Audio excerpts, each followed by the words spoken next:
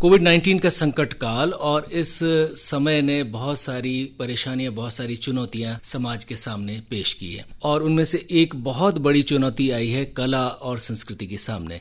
और कला में भी जो विजुअल आर्ट्स हैं उनके सामने बहुत बड़ी चुनौती इस ढंग से आई है कि बहुत सारे लोग इकट्ठे नहीं हो सकते, यानी वे सिनेमा जिन्हें हम देखने जाते थे न उसे बनने की कोई कवायद हो रही है और उसके बाद बन भी जाएंगे तो उन्हें हम कैसे देखेंगे, कब देखेंगे, ये भी एक परेशानी है। इस विषय पर बात करने के लिए हमारे बीच है मशहूर रंगकर्मी और दृश्य कलाओं से लंबे समय से जुड़े लईक हुसैन और साथ में हैं लक्ष्मण व्यास। आप सिनेमा के बहुत अच्छे जानकार हैं। लईक जी, आपसे जानना चाहूंगा कि कलाओं के सामने, और या हम दृश्य कलाओं की बात करें, उनके सामने समय समय पर बहुत सारी चुनौतियां आई और उन चुनौतियों से कलाएं ऊपर आई हैं जी। और तकनीक की सहायता लेकर भी, तकनीकी चैलेंजेस भी आए लेकिन उनकी भी सहायता लेकर उनको सीढ़ी बनाकर आगे बढ़ती रही। ये जो चैलेंज है ये कैसा है और क्या इस संकट से भी कलाएं, खासतौर पर दृश्य कलाएं, उसमें सिनेमा प्रमुख से है, ये उबर पाएंगे? देखिए, सबसे पहली बात तो ये है कि जहाँ तक परफॉर्मिंग आर्ट की बात है, जब हम थिएटर की बात कर रहे होते हैं परफॉर्मिंग आर्ट में, तो परफॉर्मिंग आर्ट्स के और खासकर थिएटर के जो बेसिक एलिमेंट हैं, उस बेसिक एलिमेंट में ही ये सारी जुड़ी हुई चीज़ें हैं, जिसमें ये कहा जाता है कि पहली बात टेक्स्ट का होना, दूसरी चीज़ है कर्ता का होना, मतलब एक एक्टर का या परफॉर्मर का होना, और तीसरी कंपलसरी चीज़ है ऑडियंस का होना। और ऑडियंस के बगैर परफॉर्मिंग आर्ट हो ही नहीं पाती है। सबसे बड़ी चीज़ ये है, क्योंकि परफॉर्मिंग आर्ट में जो गिव एंड टेक का मामला है ऑडियंस और परफॉर्मर के बीच में, वो जब तक नहीं होता तब तक ना तो परफॉर्मर को मजा आता है ना ही ऑडियंस को मजा आता है। तो ये तो थिएटर की एक बात है। इसी का एक एक्सटेंशन हम फिल्म को भी मान सकते हैं।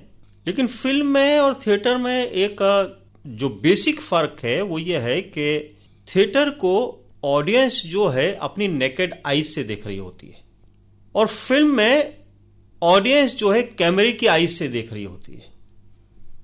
कैमरा जो दिखाता है उस चीज को ऑडियंस देखती है, लेकिन कैमरे की आईज से दिखाने के लिए पूरे के पूरे उस टीम को बहुत मेहनत करनी होती है। और वो टीम जहां थिएटर में 10-15 लोगों की होती है, मतलब बैक स्टेज में, वहीं फिल्म में शूटिंग के समय 150, 200, 500 लोग तक होते हैं। जितना बड़ा बैनर, जितनी बड़ी फिल्म, उतने बड़े बैक स्टेज वर्कर्स होते हैं, उतने ज्यादा बैक स्टेज वर्कर्स होते हैं। अब समस्या ये हो गई है कि हम एक तरफ तो सोशल डिस्टेंसिंग की बात कर रहे हैं। मैं यह थोड़ा सा करेक्शन करना चाहूंगा, सोशल डिस्टेंसिंग नहीं बल्कि फिजिकल डिस्टेंसिंग है, शारीरिक दूरी है। तो एक तरफ तो हम शारीरिक दूरी की बात कर रहे हैं, दूसरी हम ये सोचें कि हम फिल्म बना लें, बहुत मुश्किल है। 6-6 फीट पर रहना और 500 लोगों की टीम को रहना बहुत ही मुश्किल है। दूसरी चीज, फिल्मों में ऐसे बहुत सारे सीन होते हैं जिसमें इंटीमेसी चाहिए होती है, जिसमें नजदीकी चाहिए होती है। अब वो नजदीकी नहीं होगी। दूसरा, सोशल डिस्टेंसिंग के साथ में हमें मास्क की भी जरूरत है। फिल्मों में हम मास्क नहीं पहन सकते। और फिर होटल इंडस्ट्री बंद है, ट्रांसपोर्टेशन बंद है, लोगों का आना जाना बंद है, रेस्टोरेंट्स बंद है। अभी लॉकडाउन में तो ये सारी समस्याएं हुई, तो शूटिंग से नहीं हुई। शूटिंग से नहीं हुई तो बहुत सारी फिल्में जो हैं वो कंप्लीट नहीं हुई, और जो कंप्लीट हो गई, जिनकी डेट्स आ गई थी, तो ऑडिटोरियम से बंद थे, सिनेमा हॉल से बंद थे, उनको कहां पर रिलीज करें। तो ऐसी बहुत सारी समस्याएं आई हैं। अभी आपने देखा रिसेंटली, अभी एक फिल्म अमिताभ बच्चन साहब और क्या गुलाबो सिताबो है ना, आयुष्मान खुराना की जो फिल्म है, अमिताभ बच्चन और आयुष्मान खुराना की गुलाबो सिताबो, वो OTT पे रिलीज की। अब मैं कहीं लोगों से बात भी कर रहा था तो वो कहते हैं कि इतने बड़े बैनर की फिल्म जिसको 200-300 करोड़ का बिजनेस करना था, उसको मजबूरन उन्होंने OTT पे रिलीज की, क्योंकि अगर वो रिलीज डेट निकल जाती है तो आगे आने वाला पूरा का पूरा शेड्यूल चेंज हो जाता है। ये एक शेड्यूल है ना, इंडस्ट्री का एक शेड्यूल है कि वो शेड्यूल के अकॉर्डिंग फिल्में चल रही होती हैं। अभी ये रिलीज होनी है, उसके बाद ये रिलीज होनी है, उसके बाद ये रिलीज होनी है, तो सारा शेड्यूल बदल जाता है। तो मजबूरन उनको ये सब करना पड़ा। अब इतने बड़े बजट की फिल्म OTT पर रिलीज की जिसको सिर्फ 60 करोड़ मिला, अगर वो सिनेमा हॉल में जाती तो आराम से 200-300 करोड़ रुपए ले आती। ऐसी बहुत सारी फिल्में हैं, सूर्यवंशी है ना, ऐसे बहुत सारी फिल्में हैं। तो ये एक समस्या हुई। दूसरी, जो आने वाली फिल्में थी उनकी शूटिंग कंप्लीट नहीं हो पाई। और सिर्फ फिल्म्स की बात नहीं, हम सीरियल्स के लिए भी यही कहेंगे। इसीलिए पुराने सीरियल्स वापस से टेलीकास्ट होने लगे। आप चाहे महाभारत की बात कर लें, चाहे रामायण की बात कर लें, और भी जितने सीरियल्स हैं रिपीट होने लगे क्योंकि शूटिंग से नहीं हो पा रही है। तो ये एक समस्या आई है, और इस समस्या से बहुत सारी चीजें लोगों ने वर्कआउट करने की कोशिश की। हाँ, एक चीज जरूर हुई है अभी महेंद्र जी, वो ये कि लक्ष्मण जी, वो ये कि जैसे एडवर्टाइजमेंट्स हैं, आप देखते थे कि पहले एडवर्टाइजमेंट शूट होते थे बड़े बड़े तरीके से, बड़ी बड़ी टीम के साथ में। अभी एडवर्टाइजमेंट्स जो हैं वो शूट हो रहे हैं, लोग अपने घरों पे शूट कर रहे हैं, और घरों पे शूट करके उसको फॉरवर्ड कर देते हैं, और एडिटर बैठ करके अपने कंप्यूटर में एडिट करके उसको निकाल रहा है। आप एक एडवर्टाइजमेंट देखिएगा जिसमें मनोज पावा और उनकी मिसेस सीमा पावा है, वो दूरबीन से कहीं देख रहे होते हैं, और वो सामने जो है मैं मेल कैरेक्टर का तो नाम नहीं जानता, एक लेडी कैरेक्टर उसमें सामने जो है अनघा देश पांडे हैं, जो गोवा की हैं, वो सामने हैं, और वो बता रहे हैं कि अरे अभी तुम ये क्या कर रहे हो। तो सारा घर में शूट किया हुआ है।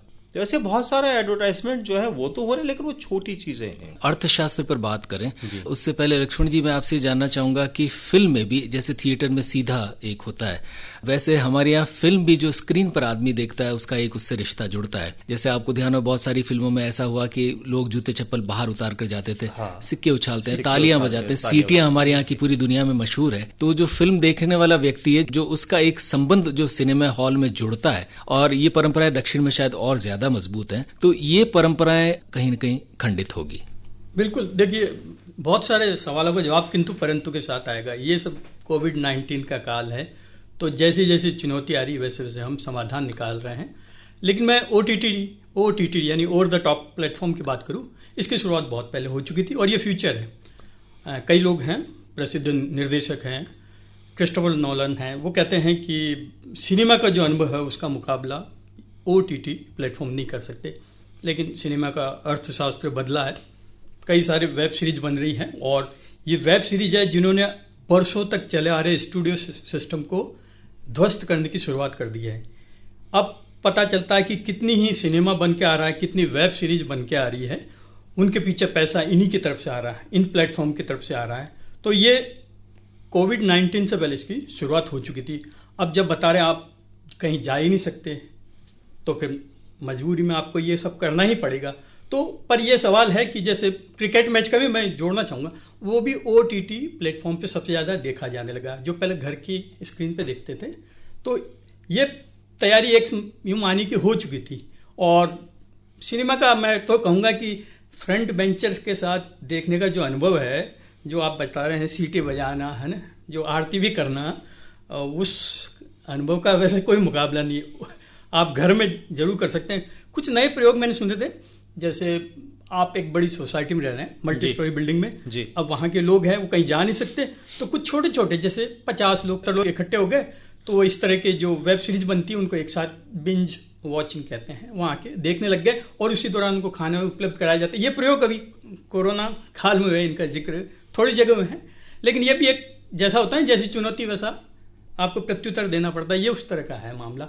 पर मैं कहूँगा कि OTT प्लेटफॉर्म हरदम यहाँ रहेगा, बढ़ता जाएगा। सिनेमा का अनुभव मैं भी मानता हूँ कि पहला अनुभव सिनेमा का होता है, सामूहिकता का जो अनुभव होता है उसका मुकाबला नहीं है। साउथ में फैन क्लब होते हैं, वो एक बार नहीं देखते फिल्म, वो कई बार देखते, पूरा सिनेमा हॉल बुक कराते हैं।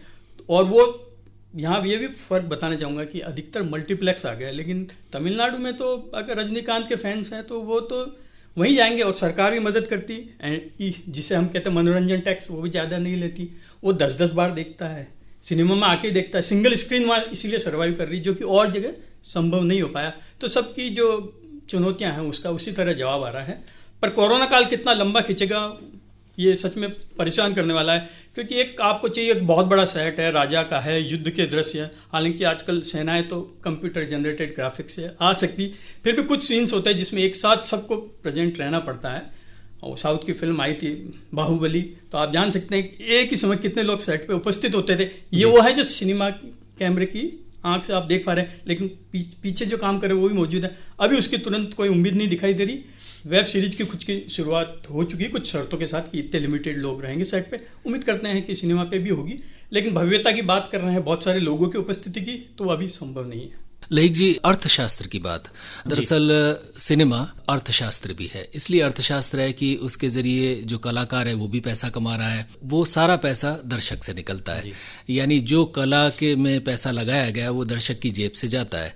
तो ये अर्थशास्त्र इस OTT प्लेटफॉर्म के चलते चलते, और उसके बाद जैसा आप कह रहे थे कि एक फिल्म हम थिएटर में रिलीज करें, जगह जगह रिलीज करें, तो ये अर्थशास्त्र कहीं गड़बड़ा नहीं जाएगा? और इस अर्थशास्त्र के गड़बड़ाने का असर, क्योंकि अभी कलाकार भी घर बैठा है, जो संगीतकार है वो भी घर बैठा है, जो गाना गाता है वो भी घर बैठा है, जो एक्टर है वो भी घर बैठा है, और इसमें एक्टर वो भी नहीं कि कोई बड़ा एक्टर है उसको काम मिल रहा है, छोटे को नहीं मिल रहा, सब घर पर बैठे हैं। तो सिनेमा का अर्थशास्त्र, और इसे इंडस्ट्री भी कहते हैं, फिल्म इंडस्ट्री है। तो ये इंडस्ट्री की, आपको नहीं लगता कि अर्थशास्त्र गड़बड़ाने के साथ इस प्रोसेस ने, इस कोविड-19 ने इसकी कमर तोड़ दी है? बिल्कुल आप सही कह रहे हैं कि वाकई कमर तोड़ दी है। देखिए, मैं एक एग्जांपल देता हूं, अभी हो सकता है कुछ पर्सनल हो। मेरा बेटा भी बॉम्बे रहता है, और जहां जिस सोसाइटी में रहता है उसके आसपास बहुत सारी सोसाइटीज़ हैं, तो वहाँ बहुत सारे स्ट्रगलर्स हैं, बहुत सारे आर्टिस्ट हैं, बहुत सारे बैक स्टेज वर्कर्स हैं। तो उसके पहचान में कुछ ऐसे भी लोग हैं जो मतलब कोई मेकअप आर्टिस्ट है या कोई कॉस्ट्यूम आर्टिस्ट है, कॉस्ट्यूम में मदद करता है, कुछ करता है। तो खैर फॉर्चुनेटली वो तो अभी उदयपुर आया हुआ है, तो उसके पास फ़ोन आते रहते हैं, तो बहुत सारे लोगों के फ़ोन आते हैं जो स्ट्रगलर हैं, छोटा मोटा काम करते थे और उनका डे टू डे का काम निकल जाता था। वो मकान का किराया भी देते थे, अपना मेंटेन भी कर लेते थे। बहुत सारे लोग ऐसे भी हुए इसमें कोविड-19 में, और खासकर लॉकडाउन में निकल नहीं पाए, लेकिन जैसे ही परमिशन मिली, अब यकीन नहीं करेंगे कि वो अपना सामान वहीं छोड़ करके निकल गए। और उसमें बहुत सारे तो ऐसे, जैसे 2 लड़कियां हैं जो एक कमरे में रहा करती थी, एक जो है वो मेकअप आर्टिस्ट थी, असिस्ट किया करती थी मेकअप में, दूसरी कॉस्ट्यूम में असिस्ट करती थी। तो वो 3 महीने जैसे तैसे उन्होंने अपना काम चलाया, और उसके बाद जैसे ही उनको वहां से निकलने की परमिशन दी गई, तो उन्होंने चाबी उस लैंडलॉर्ड को दी, और चाबी दे करके ये कहा कि हमने आपको एडवांस दिया हुआ था, किराए का मकान लेते हैं तो एडवांस देते हैं 3 महीने 4 महीने का, वो एडवांस आप एडजस्ट कर लीजिए, हमारा जो सामान है वो एज इट इज पड़ा है, इस सामान को रहते हुए आप किसी को किराए पर दे सकते हो तो दे दीजिए। तो लैंडलॉर्ड ने कहा भाई इस पीरियड में कौन आएगा? तो बोला फिर हमें पता नहीं हम कब आएंगे, नहीं आएंगे, चाबी हम आपको दे रहे हैं, और क्योंकि बहुत अनसर्टन है, तो अगर आपको लगे किराए पर नहीं जा रहा तो सामान रहने दीजिएगा, और आपको लगता है कि नहीं कुछ हो रहा तो सामान बेच दीजिएगा और आपका किराया एडजस्ट कर लीजिएगा, अब हमारे बस का नहीं है। मतलब ये जो इकोनॉमी गड़बड़ाई है, तो देखिए पूरे के पूरे, मतलब ये सिस्टम, यानी बड़ा आर्टिस्ट, छोटा आर्टिस्ट, ये सारा पूरा का पूरा सिस्टम गड़बड़ा गया, कि जहां एक्टर के साथ प्रॉब्लम हुई वहीं बैक स्टेज वर्कर के साथ प्रॉब्लम हुई, वो पीछे के काम करने वालों के साथ में प्रॉब्लम हुई। दूसरा ये भी हुआ, जो फाइनेंसर थे उन फाइनेंसर्स ने पैसा लोन ले रखा था, अब उनको तो इंटरेस्ट तो देना ही है। अभी 3-4 महीने जब शूट नहीं हुआ है और इंटरेस्ट तो देना ही है उनको, चाहे आपने ये कह दिया कैसा अभी आप अपना प्रीमियर जमा मत कराइए, लेकिन प्रीमियर तो देना है ना आपको, वो तो, और वो इंटरेस्ट के साथ देना है, इंटरेस्ट आपका जो है वो छोड़ा नहीं गया है, तो उसका बजट कितना बढ़ गया आप ये देखिए। तो जो छोटे बजट की फिल्में थी, जो बड़ी मुश्किल से बनाते हैं लोग, वो छोटे बजट की फिल्में नहीं बन पाएंगी अब, क्योंकि उनका इंटरेस्ट ही इतना हो गया। मैं आपको एक एग्जांपल देता हूं, मेरे बच्चे का एग्जांपल देता हूं आपको, कि वो एक फिल्म कर रहा था, पैन इंडिया की फिल्म है, तो नवंबर में शूट हुई और उसके बाद फेब में शूट होनी थी, उसका एक छोटा सा पोर्शन रह गया था, तो किसी रीजन से थोड़ा सा टल गया, मार्च में शूट होना था। अब वो जो भी फाइनेंसर है उसने तो पैसा ले रखा है ना, वो पैसा लेकर के अब वो कब शूट होगी, जब रीशूट होगी, जब भी जो भी पोर्शन उसका बचा हुआ है, तो उसका इंटरेस्ट बढ़कर के उसका बजट क्या हो जाएगा। या उसके पास जो दूसरी फिल्में आने वाली थी उन्होंने पैसा ले रखा था, तो अब वो कह रहे हैं कि साहब हमारा तो इंटरेस्ट ही इतना हो गया, हम बना पाएंगे नहीं बना पाएंगे पता नहीं है। तो ये जो सारी समस्याएं हुई है वो सारी समस्याओं से वाकई ही दूसरे जो बिजनेसमैन है उनकी जो हालत खराब हुई, उसके साथ साथ फिल्म इंडस्ट्री की हालत खराब हुई है, उसकी इकोनॉमी भी गड़बड़ा गई है। तो ये समस्या तो हुई है। कोविड-19 संक्रमण काल और सिनेमा और उसके साथ साथ परफॉर्मिंग आर्ट्स का भविष्य और वर्तमान, इस विषय पर चर्चा कर रहे हैं। हमारे साथ हैं लईक हुसैन और साथ में लक्ष्मण व्यास। लक्ष्मण जी, अब ये माने कि कुछ चीजें, हर संकट काल कुछ न कुछ चुनौती देकर जाता है, और जैसा कि बातचीत के पहले चरण में कुछ हवाले आए कि अब ये जो प्लेटफॉर्म है जिसमें आप घर में देखते हैं, कंप्यूटर पर देखते हैं फिल्में, ये शायद यही इसी का भविष्य है। तो क्या माने कि धीरे धीरे ये इस चैलेंज से, कोविड से बाहर निकलते निकलते कहीं न कहीं सिनेमा पूरी तरह इस पर डिपेंड तो नहीं हो जाएगा, या बहुत सारे सिनेमा की शूटिंग के भी बहुत सारी चीज़ें घर में बैठकर एडिटिंग या उसमें आर्टिफिशियल इंटेलिजेंस या ग्राफिक डिजाइनिंग, इन चीज़ों पर डिपेंडेंस सिनेमा की भविष्य में बढ़ जाए? टेक्नोलॉजिकल प्रोग्रेस की बात आप कर रहे हैं, तो हमारे एक मित्र हैं, वो कहते थे मेरा फ़ोन है और इसी में वीडियो एडिटिंग भी उपलब्ध है, इसमें बहुत अच्छा कैमरा भी है, लेंस है इसी मोबाइल में, मैं बिल्कुल कुछ समय पहले इसमें वो सुविधा जो कुछ समय पहले जिसके मुझे कैमरा सेटअप चाहिए था, स्टूडियो चाहिए था, वो अब सारी इसमें उपलब्ध है और मैं बना सकता हूँ। तो जब इस तरह के जंप आते हैं टेक्नोलॉजिकल, तो बहुत सारी चीज़ें नई उभर के आती है और हम उसी अनुसार अपने अनुभव जगत को भी बदलते हैं। प्रैक्टिशनर होते हैं वो भी बदलते हैं, उसको जो रिसीव करते हैं वो भी उसको नए तरीके से ग्रहण करते हैं। जैसा कि मैं कह रहा था, OTT प्लेटफॉर्म रहेगा, सिनेमा भी को एग्जिस्ट करेगा, दोनों का रहना जरूरी है, क्योंकि कई बार होता है सिनेमा का सामूहिक अनुभव आप चाहते हैं। लेकिन मेरा ये मानना है कि जिस तरह की तकनीकी विकास होगा उसमें ये जरूर है कि ये अब OTT प्लेटफॉर्म कोई पास्ट की चीज़ नहीं, ये भविष्य की चीज़ है और ये बढ़ेगा, ये तय है। और ये लोग ऐसा भी कर रहे हैं कि सिनेमा को भी स्पॉन्सर करते हैं, यानी जो स्क्रीन पे दिखाया जाता है बड़ी स्क्रीन पे, उसको भी स्पॉन्सर करते हैं और उस पर रिलीज होने के बाद चाहे तो उसको OTT प्लेटफॉर्म पे भी। कान फिल्म फेस्टिवल में कुछ साल पहले बड़ी अजीब सी स्थिति हुई, उनकी शर्त होती कि इस साल में इस तारीख के बीच में सिनेमा थिएटर में आपका रिलीज हुई है फिल्म, लेकिन अब ऐसी बन के आने लग गई और जाने माने निर्देशक जो पहले कहते हैं नहीं हम ऐसा नहीं सोचते, हम नहीं जाएंगे इस पे वेब प्लेटफॉर्म पे, वो भी आ गए हैं, बड़े बड़े नाम आ गए हैं। तो ये भी यहाँ रहने के लिए है। अब उम्मीद करते हैं दोनों तरह का सिनेमा स्क्रीन का, जब ये कोविड का संकट दूर हो जाएगा तब वो भी मौजूद रहेगा और ये भी रहेगा। जी लईक जी, संकट काल और उसके बाद भविष्य, थोड़ा हाइपोथेटिकल सवाल है ये कि जो कला के जगत में वे लोग, खासतौर पर सिनेमा किसी ज़माने में तो ये होता है कि किसी में थोड़ी बहुत भी कला है तो वो सीधा बॉम्बे की ट्रेन पकड़ता था कि मुझे या तो लिखता है तो मुझे वहीं जाकर गीतकार बनना है, और अगर नृत्य करता है तो मुझे कोरियोग्राफर बनना है, अच्छा दिखने में है तो मुझे हीरो बनना है, अच्छी दिखने में तो हीरोइन बनना है। यानी भविष्य और ग्लैमर और उसके साथ साथ पैसा और सम्मान, दोनों चीज़ें मिलती थी। तो ये कहीं ना कहीं धीरे धीरे ये जो सपने लोगों के होते थे सिनेमा से जुड़े, वो लोग देखना बंद कर देंगे? नहीं, ऐसा तो नहीं है। देखिए, मेरा मानना है कि जिस दिन आदमी सपने देखना बंद कर देगा उस दिन आदमी मर जाएगा। तो सपने देखना तो आदमी बंद नहीं कर सकता और न करना चाहिए। लेकिन बॉम्बे की ट्रेन जरूर बंद है। हाँ, वो अभी बंद है, लेकिन अब एक कहावत है कि कभी तो वक्त बदलेगा, है ना। और जब वक्त बदलेगा तो फिर चीज़ें वापस से हो सकता है नॉर्मलाइज हो जाए और ठीक हो जाए। और किसी का शेर है, कभी तो बदलेगा वक्त हमारा, कभी तो रास आएगा ज़माना। तो ज़माना रास आएगा और वक्त धीरे धीरे ठीक होगा। ये कब तक चलेगा? बहुत सारी आपदाएं आई हैं और इस सृष्टि में जो मनुष्य है वो एक ऐसा प्राणी है कि वो थोड़े समय के लिए जो है झकझोर जाता है, लेकिन उससे संभल करके उन सारी आपदाओं को पार करके वापस से अपनी मंजिल को पाने की कोशिश करता है। तो समय तो बदलेगा और जब बदलेगा तो वापस से लोग सपने देखेंगे और सपने देखेंगे तो उनको पूरा करने की कोशिश भी करेंगे।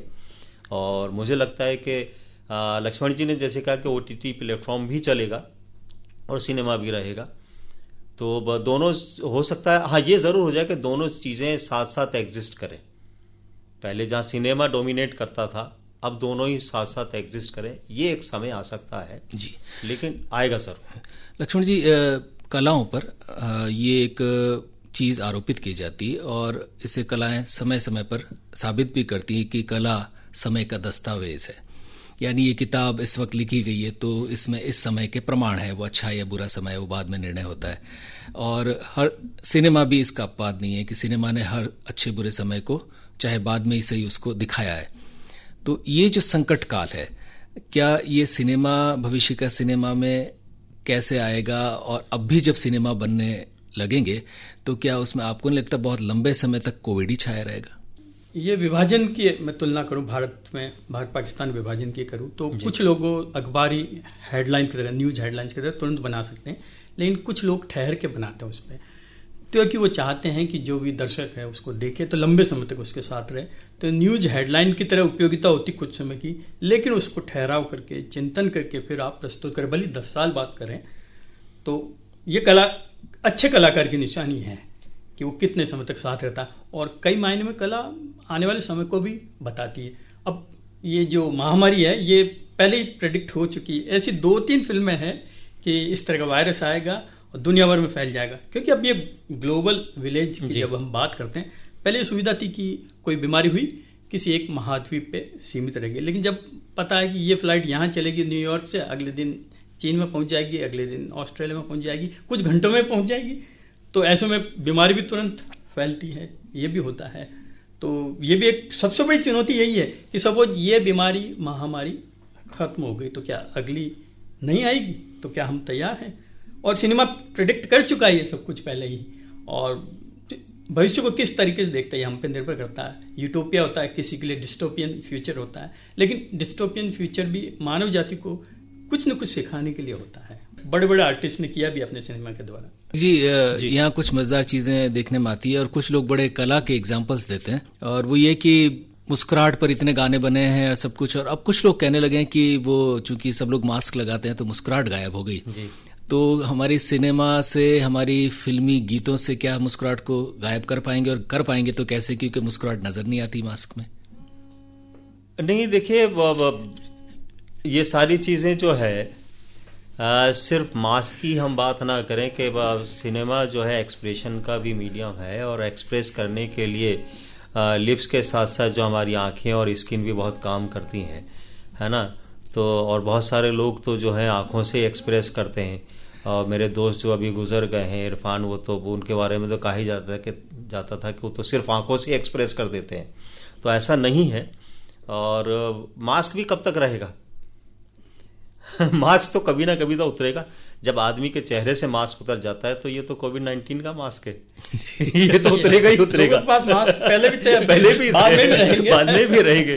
तो मास्क तो देखिए बिना मास्क के भी आदमी मास्क पहनता है जी, है ना। हमें लगता है कि सभी ने कला में दृष्टि देती कि उस मास्क के परे भी हम देख सके, है ना। तो ये तो है कि वो मास्क उतरेगा और वो हम मुस्कुराहट भी देखेंगे और सिंसियरिटी भी देखेंगे, वो सारी चीजें देखेंगे। और दूसरी चीजें फेजेस हैं साहब, एक फेज आता है, दूसरा फेज निकल जाता है। तो और कुछ चीजें क्षणिक उस पर बनती है, जैसा अभी लक्ष्मण जी ने कहा कि कुछ एक पर्टिकुलर पीरियड के लिए बनती है और कुछ लॉन्ग लाइफ के लिए बनती है, जिसको हम क्लासिक कहते हैं, जो हमेशा के लिए जो समसामयिक होती हैं, या हमेशा वो आपको लगता है कि नहीं ये ऑल टाइम रेलिवेंट है ना। महाभारत को देखिए, वो ऑल टाइम रेलिवेंट है ना। तो ऐसी बहुत सारी चीजें हैं जो क्लासिक है, वो क्लासिक रहेंगी, उसको हम बदल नहीं सकते। हम जब महाभारत पढ़ते हैं तो महाभारत का एक एक कैरेक्टर जो क्लासिक है वो कभी नहीं बदल सकता। मतलब जो लिख दिया गया है वो मुझे लगता है कि वो कितनी भी सदियां गुजर जाए उसमें वो कैरेक्टर्स रहेंगे, वो सिचुएशंस रहेंगी। तो कोविड-19 में भी हो सकता है कुछ बहुत सारे ऐसे क्षणिक फेजेस आए हों और कुछ ऐसी भी चीजें हो गई हों जिसको लोग रिसर्च करेंगे और जो आज के 50 साल बाद या 100 साल बाद बनाएंगे तो लगेगा कि यस वो 2020 में जो समस्या थी वो 1120 में भी है। हो सकता है ऐसी कुछ चीजें हों। तो ये क्षणिक चीजें हैं, ये कह सकते हैं। इरफान का जिक्र है लक्ष्मण जी, तो उनकी बात यहाँ इसलिए करनी ज़रूरी है कि उनकी एक तरह से आखिरी फिल्म मान लीजिए इंग्लिश मीडियम, वो दरअसल ऐसे वक्त आई कि कोविड आ गया, तो वो उस फिल्म को बहुत सारे लोग सिनेमा हॉल में देखना चाहते थे लेकिन नहीं देख पाए। और इसी तरह अमिताभ बच्चन की जो फिल्म गुलाबो सिताफा, उसका भी हमने जिक्र किया, वो दरअसल बनकर पड़ी रही कि रिलीज कैसे हो, बाद में किस प्लेटफॉर्म पर करें, और शायद उसका मजबूरी में इसको करना पड़ा हो। तो फिर जैसा कि पहले भी हमने जिक्र किया था कि सिनेमा के साथ बहुत बड़ा अर्थशास्त्र जुड़ा है, उसमें लाखों करोड़ों रुपए का खर्च होता है। इसमें कलाकारों का खर्च माइनस कर दें तो भी तकनीक या दूसरे खर्च बहुत सारे होते हैं। ये खर्च निकाल पाना और उससे थोड़ा बहुत मुनाफा कमा पाना क्या संभव हो पाएगा? जैसे इसका उदाहरण ले, गुलाबो सिताबो 150 करोड़ पे बेच दी गई इसके वेब प्लेटफॉर्म पे। तो ये एक तयशुदा अमाउंट है जो आपको मिल चुका, और जो आपकी लागत है उससे ज़्यादा है। अब आप ये कह सकते हैं कि सिनेमा घर में रिलीज होती तो हो सकता है 300 तक कमा सकती थी, लेकिन मुनाफा इसने भी कमाया है। तो अभी जो अस्थायी व्यवस्था है, जिस तरह की चुनौती, उसमें यही इसका उत्तर हो सकता है। जब बदलेगा, कोविड-19 की चुनौती नहीं रहेगी तो फिर वापस पहले जैसा लौट के आ जाएगा। लेकिन अभी जिनका पैसा अटका है, और सबसे बड़ी बात क्या है कि सिनेमा घर के साथ सबसे बड़ी दिक्कत ये है कि आपका फ्राइडे को भाग्य तय होता है, और आप वीकेंड में जितना कमा सकते हैं कमा लीजिए। अब आप नहीं देखते कि और आन मिलो सजना ने 100 दिन कर लिए, हाथी मेरे साथियों ने 100 दिन कर लिए, शोले ने कर लिए। अब वो समय नहीं है। अब आपको उस वीकेंड में जितना कमा लीजिए। लेकिन उसके साथ ही सैटेलाइट राइट्स हैं, वेब प्लेटफॉर्म के राइट्स हैं, म्यूजिक राइट्स हैं, रिंगटोन के राइट्स हैं, बहुत सारी चीज़ें जुड़ी हुई हैं। तो एक तयशुदा वो मिलेगी। लेकिन भव्य फिल्मों के लिए तो आपको अवेंजर्स देखनी है, बाहुबली देखनी, तो सिनेमा हॉल में ही जाना पड़ेगा।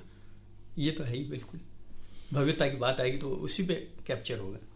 लेकिन भाई अब थोड़ी सी बात करते हैं भविष्य की। जी, हालांकि आप आशावादी हैं, सब है, हम मनुष्य आशावादी हैं, लेकिन ये मुश्किल दौर जैसा जिक्र हो रहा था निकल जाएगा। क्या लगता है कि इस मुश्किल दौर से हम और हमारी सिनेमा की इंडस्ट्री, चाहे से हमारा बॉलीवुड माने, हॉलीवुड माने, पूरी दुनिया की सिनेमा इंडस्ट्री मान ले, उबर पाएगी? और उबर पाएगी तो ये जो इतना बड़ा विंडो पीरियड आ गया, जिसको बिल्कुल हम हर ढंग से घाटे का मान लीजिए, या बिल्कुल जिसमें कुछ भी कमाई नहीं है, काम भी नहीं है, इससे क्या कला और सिनेमा कला उबर कितने टाइम में रिकवर कर पाएगी? देखिए, अभी प्रेडिक्शन करना तो बड़ा मुश्किल काम है। हाँ, लेकिन ये ज़रूर है कि 2020 तो गया। जो कुछ होना है 20 के बाद ही होना है, और जो 20 में जो लोगों को लॉस होना है, जो मैं बहुत सारे लोगों से, फिल्म इंडस्ट्री के लोगों से बात करता हूँ, या ऐसे लोगों से जो इस लाइन में हैं, तो ये कहते हैं कि 20 का लॉस जो है वो रिकवर करते करते उनको 2023 तक शायद वो नॉर्मलाइज कर पाएँ, और उसके बाद में फिर वो सिचुएशन आए कि सिनेमा हॉल में पिक्चरें बहुत अच्छे से जैसे पहले आती थी वैसे ही आए, और उसी तरीके से जो है वो बड़े बड़े रिलीज़ हों, और वो लोग अपना जो भी पैसा लगा है उसको रिकवर कर पाएंगे। तो ऐसा लोग कहते हैं, क्योंकि 20 तो गया, उसके बाद शूटिंग्स चालू होंगी। शूटिंग्स चालू होने के बाद में ये मान के चलें कि एक फिल्म बनने में, मतलब अगर बहुत लो बजट की फिल्म है और बहुत छोटी भी है तो 6 महीने तो मिनिमम है, और बड़े बजट की फिल्म है तो पता नहीं, और कई लोकेशंस हैं, कई बड़े स्टार कास्ट हैं, तो वो सालों लग जाते हैं सर। तो वो उसमें करते करते तो हम ये मान के चल रहे हैं कि 2 साल के बाद में इंडस्ट्री जो है वो शायद संभल सकती है, और 2 साल तो थोड़ा सा इसका सेटबैक रहेगा। लक्ष्मण जी, हमारे आसपास की कई चीजें, कई बिंब, कई प्रतीक जो उठाकर सिनेमा उन्हें पेश करता है और कई दफे उन्हें अमर कर देता है। कुछ दृश्य जैसे ट्रेन भागकर पकड़ते हुए, ये एक दृश्य बहुत दिखाई देता है, और इसमें बड़े रोमांटिक दृश्य भी है। हीरोइन जा रही है, हीरो, अब चूंकि आपको 2 घंटे पहले प्लेटफॉर्म पहुंचना है, किसी की शादी में 50 से ज्यादा लोग अब नहीं आ पाएंगे तो वो कैसे नाचेंगे, क्या कुछ होगा, कहाँ भीड़ और मेले के दृश्य, जब वो जीवन में ही नहीं है तो सिनेमा कैसे उतार पाएगा? तो सिनेमा के साथ समाज से जुड़े ऐसे बहुत सारे प्रतीक, बहुत सारे बिंब जो हमारे इस वक्त की जिंदगी में गायब हो चुके हैं, इन दृश्यों को सिनेमा क्या लौटा पाएगा, और या इस नॉस्टैल्जिया के साथ ही हमको जीना पड़ेगा? अगर आप लंबे समय तक किसी महामारी की चुनौती की बात कर रहे हैं तो कोई इमीडिएट तो नहीं कहा जा सकता, लेकिन जैसा किसी ने कहा था कि चुनौती यह है कि एक ही उपलब्धि मानिए इस समय आप, कि आपको सर्वाइव करना है। आप सर्वाइव करेंगे तो कुछ बाद में कुछ कर सकेंगे, अगर आप सर्वाइव नहीं किए तो बाद में कुछ भी नहीं कर सकेंगे। तो अब हमारे स्टैंडर्ड ये हो गए हैं, तो बिल्कुल हमें प्रैक्टिकल होना पड़ेगा, व्यावहारिक होना पड़ेगा। जब तक ये चुनौती दूर नहीं होती तब तक इस तरह के बिंब दुर्लभ हैं। लेकिन मैं आपको बताऊंगा, बहुत सारे सोशल मीडिया इस समय भी मजाक कर पा रहा है, ये है उम्मीद, ये है मानव जाति।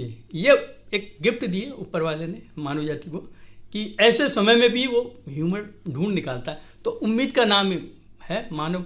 तो जब तक ये उम्मीद है तो हो सकता है कुछ समय के लिए अस्थायी रूप से आपको वो सब न दिखाई दे, वो भीड़ के दृश्य, वो सामूहिकता के अनुभव के दृश्य, लेकिन कुछ समय बाद तो लौट के आएंगे ही। ललित जी, आखिरी सवाल आपसे पूछूंगा। जैसा कि बार बार जिक्र हो रहा है कठिन समय और उसमें हम लोग जिस तरह निकलते हैं जी। तो इसके बहुत सारे प्रमाण हैं कि शायद बहुत या ज्यादातर या अधिकांश लोग, चाहे वो कलाधर्मी भी हों, वो संघर्ष या कठिन समय देखकर ज्यादा अच्छे कलाकार बन पाए। तो क्या हम ये माने कि ये कला के लिए भी बहुत कठिन समय है, तो जो कला साधक है इस कठिन समय से निकलकर शायद और तप कर निकले, अच्छा निकले? देखिए, वो एक कहावत है हमारे यहाँ के सोना जो है उसको जितना तपाया जाए उतना निखर करके आता है। कला के साथ भी वही है कि जितना रियाज किया जाए, जितना उसके साथ मेहनत की जाए, जितना उसको एनालाइज किया जाए, जितना समझा जाए, उतना ज़्यादा निखर के आती है। तो कलाकारों के लिए ये एक मौका है। हाँ, ये ज़रूर है, जैसे लक्ष्मण जी ने कहा कि सर्वाइवल की प्रॉब्लम है। और अभी मैं व्हाट्सएप पे और फेसबुक पे देख रहा होता हूँ कि बहुत सारे कलाकार जो हैं सर्वाइवल के लिए ही परेशान हैं, क्योंकि अगर वो परफॉर्म नहीं करेंगे या वो प्रेजेंट नहीं करेंगे चीज़ों को तो उनको कुछ नहीं मिलता है। तो एक समस्या है। लेकिन बहुत सारे ऐसे भी कलाकार हैं जो कह रहे हैं नहीं, ये एक समस्या ज़रूर है, लेकिन ये समस्या के साथ हमें मेहनत करनी है और आगे बढ़ना है।